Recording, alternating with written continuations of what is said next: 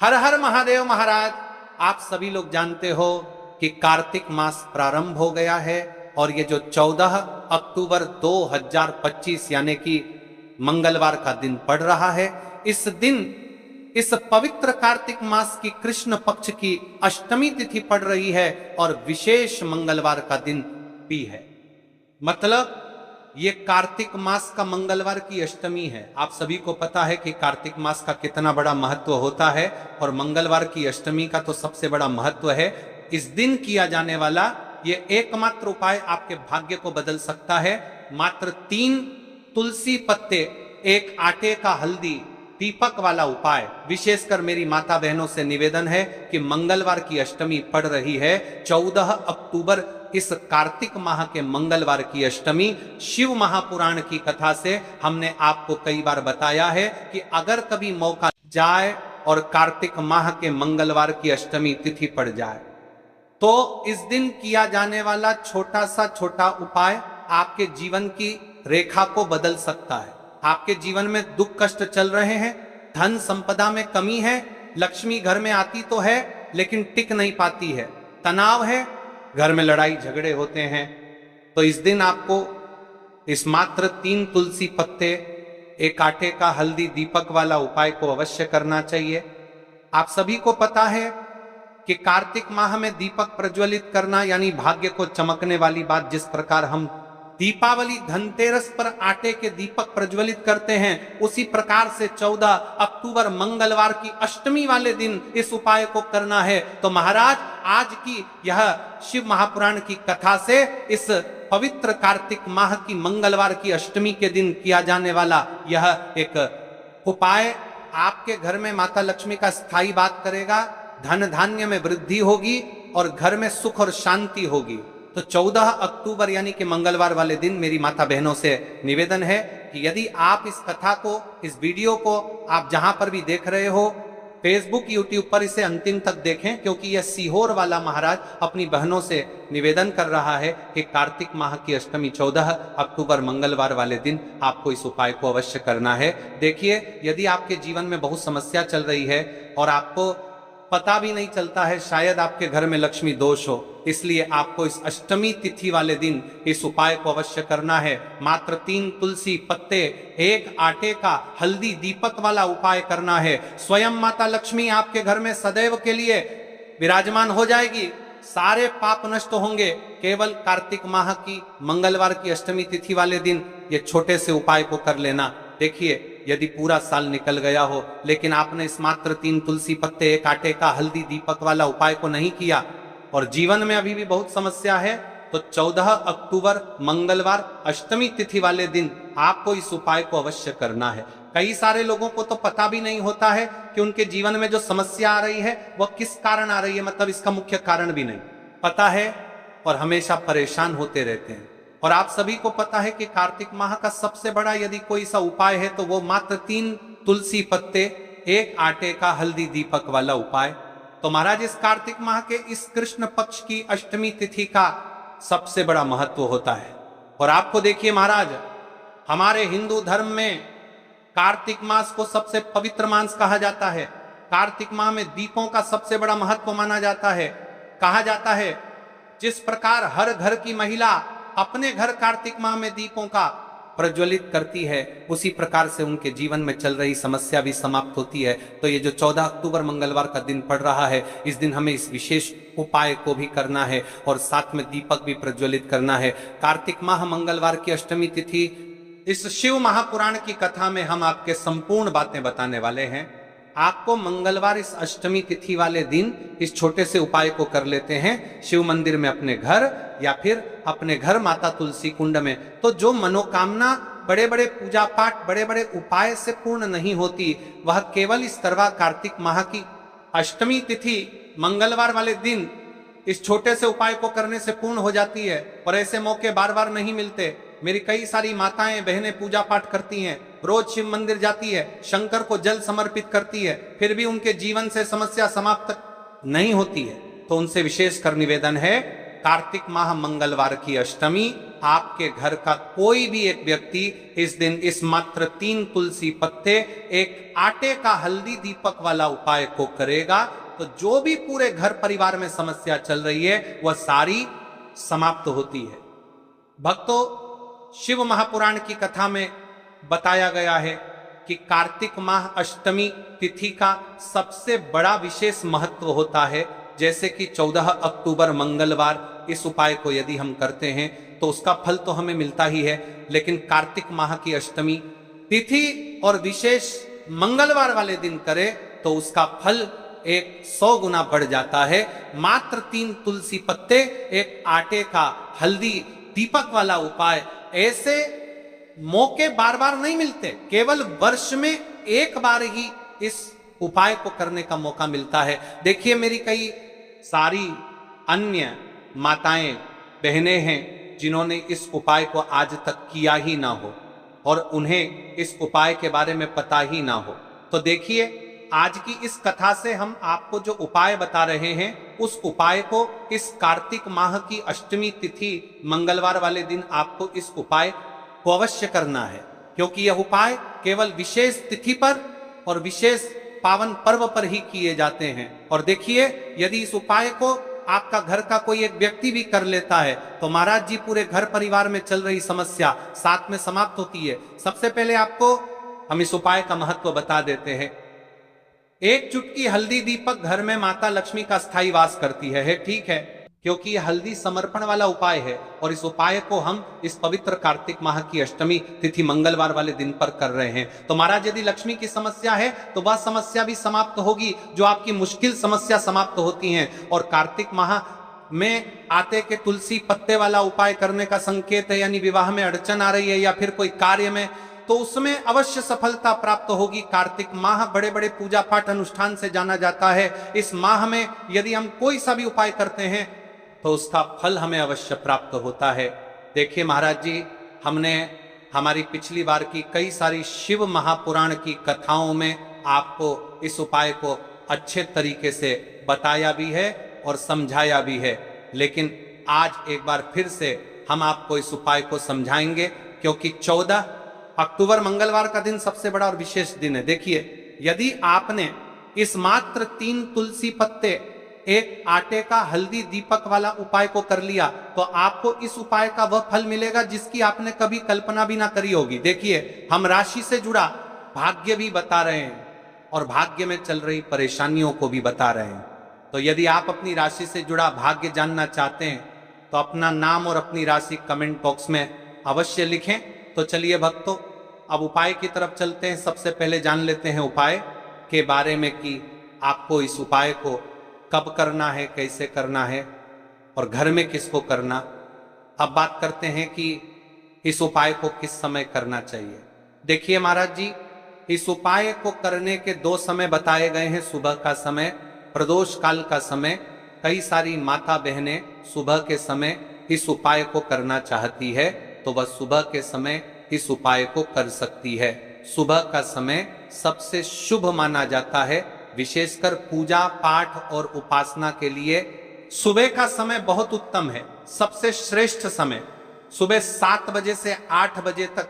यदि कोई व्यस्त है और वह इस उपाय को करना चाहते हैं तो सुबह 10 बजे तक कर सकते हैं, और यदि कोई माता बहन चाहे कि वह 12 बजे से पहले कर लें तो भी मानिए। बस इतना ध्यान रखना है कि दोपहर 12 बजे से बाद नहीं होना चाहिए। अब देखिए महाराज की बात कर लेते हैं प्रदोष काल के समय के बारे में। प्रदोष काल का समय दूसरा श्रेष्ठ समय है प्रदोष काल।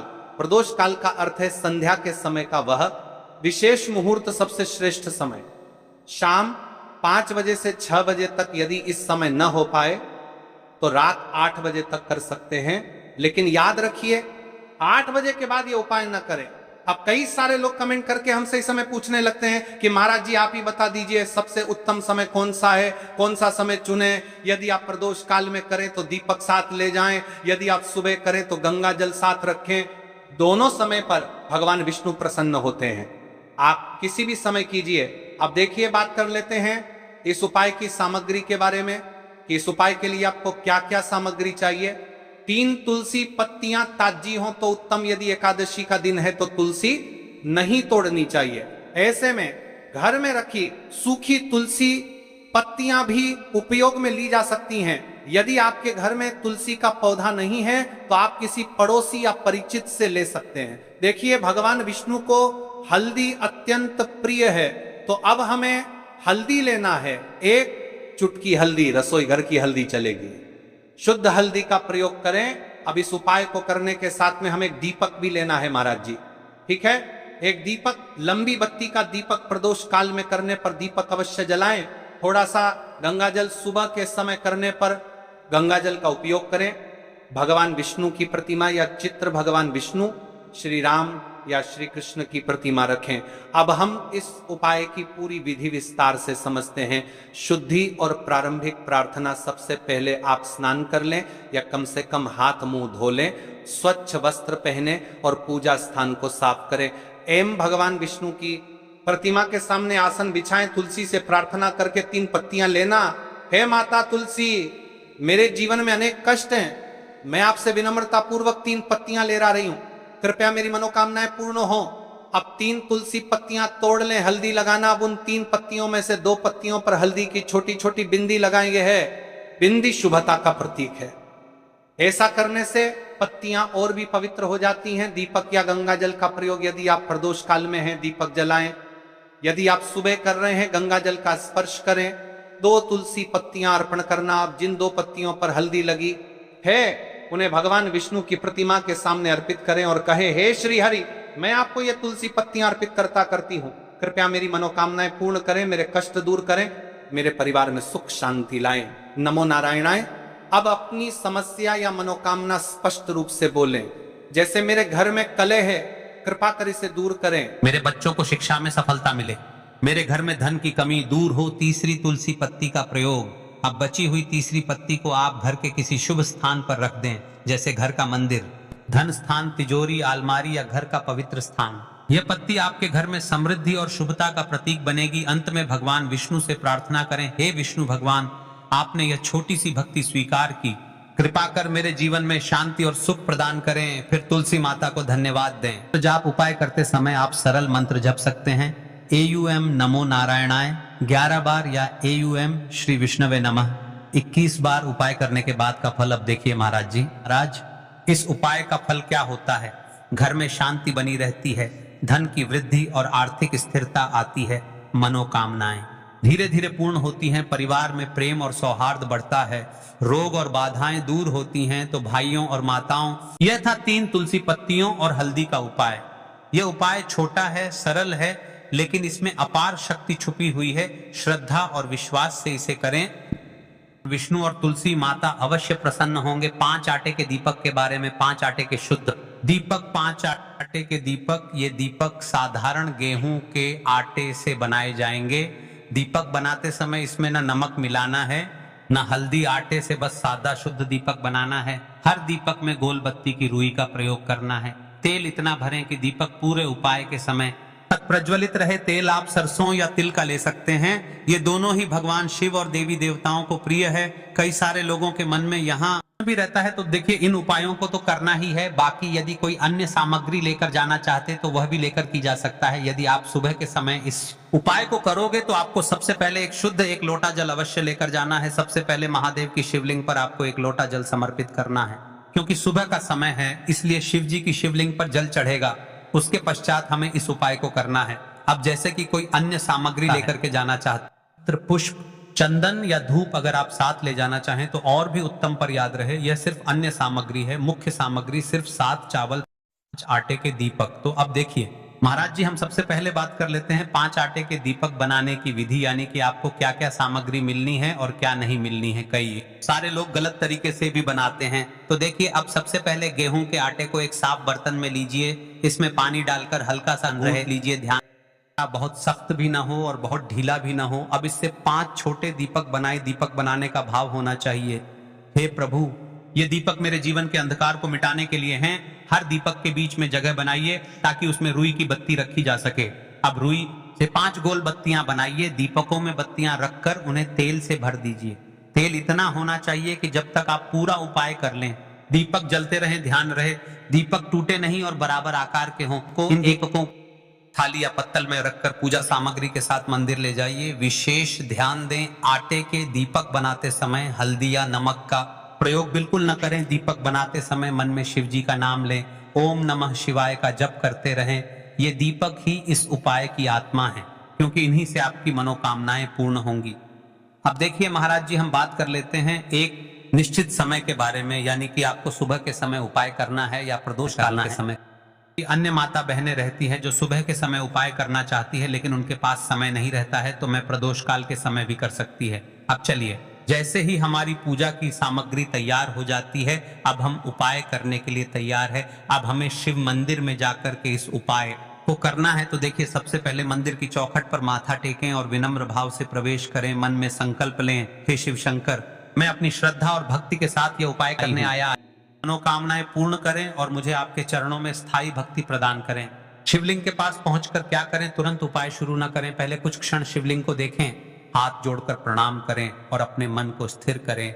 जल अर्पित करने की तैयारी करें। जल अर्पण, सबसे पहले शिवलिंग पर एक लोटा शुद्ध जल अर्पित करें। जल में अगर आप चाहें तो चंदन, पुष्प, अक्षत या गंगा जल मिला सकते हैं। यह जल अर्पण अनिवार्य है, क्योंकि शिव जी को प्रातः काल सबसे प्रिय यही है। यदि आपके पास बेलपत्र, धूप आदि हैं तो जल अर्पण के बाद चढ़ाए, लेकिन याद रहे मुख्य उपाय सिर्फ 7 चावल के दाने और 5 दीपक का है। अब महाराज जी, हम सबसे पहले बात कर लेते हैं 7 चावल के दाने वाले उपाय के बारे में। ठीक है, सबसे पहले आपको इस उपाय को करना है, फिर उसके पश्चात हम बात करेंगे 5 आटे की दीपक के बारे में। 7 चावल के दाने। दीपक जलाने का दिशा नियम, दीपक सदैव पूर्व या उत्तर दिशा की ओर मुख करके जलाना चाहिए। शिवलिंग के दाईं ओर रखना विशेष फलदायी माना गया है। घर में कर रहे हैं तो दीपक को शिवलिंग चित्र के बिल्कुल सामने रखें। दीपक में प्रयोग होने वाले तत्वों का महत्व। सरसों का तेल नकारात्मक ऊर्जा को नष्ट करता है और परिवार से दरिद्रता हटाता है। तिल का तेल पितृदोष और काल सर्प दोष के शमन में सहायक। घी सर्वश्रेष्ठ, क्योंकि इसे देवताओं का प्रिय आहुति कहा गया है। यह लक्ष्मी कृपा को आकर्षित करता है। लौंग बत्ती, यदि आप दीपक में लौंग डालकर जलाते हैं तो यह ग्रह बाधाओं और शत्रु बाधाओं को शांत करता है। कपूर के साथ कपूर की आहुति देने से तुरंत नकारात्मक ऊर्जा जलकर राख हो जाती है। अब देखिए महाराज जी, दीपक प्रज्वलित करते समय आपको क्या करना चाहिए? इसे कम से कम 11 बार जपें। यदि समय और शक्ति है तो 108 बार जपें। मंत्र जपते समय मन में अपनी समस्या, इच्छा या संकल्प स्पष्ट रखें। उपाय करने की सबसे बड़ी बात देखिए महाराज जी, आपको उपाय करते समय किन किन चीजों का ध्यान रखना है, क्या क्या सावधानियां रखनी है, उपाय करते समय किन किन बातों का ध्यान रखना चाहिए। जलाते समय मन एकाग्र रखें, मन में क्रोध, ईर्ष्या या चिंता न लाएं। दीपक जलते समय कभी भी उसे फूंक मारकर न बुझाएं। यदि बुझाना हो तो लकड़ी चम्मच से धीरे से बुझाएं। दीपक जलाते समय जूते चप्पल उतार कर ही स्थान पर जाएं। यदि घर में उपाय कर रहे हैं तो दीपक ऐसी जगह जलाएं जहां बच्चे या जानवर उसे गिरा न दें। कोई अपशब्द या नकारात्मक बात न करे। दीपक का उपाय संध्या काल, प्रदोष काल में करना सर्वश्रेष्ठ है। यदि विशेष कार्य सिद्धि के लिए कर रहे हैं तो प्रातः काल, ब्रह्म मुहूर्त या काल, दोनों समय दीपक जलाना चाहिए। जैसे ही आप ये उपाय को कर लेते हैं, वैसे ही आप शिव जी को प्रसन्न कर लेते हैं। अब देखिए महाराज जी, आपने शिव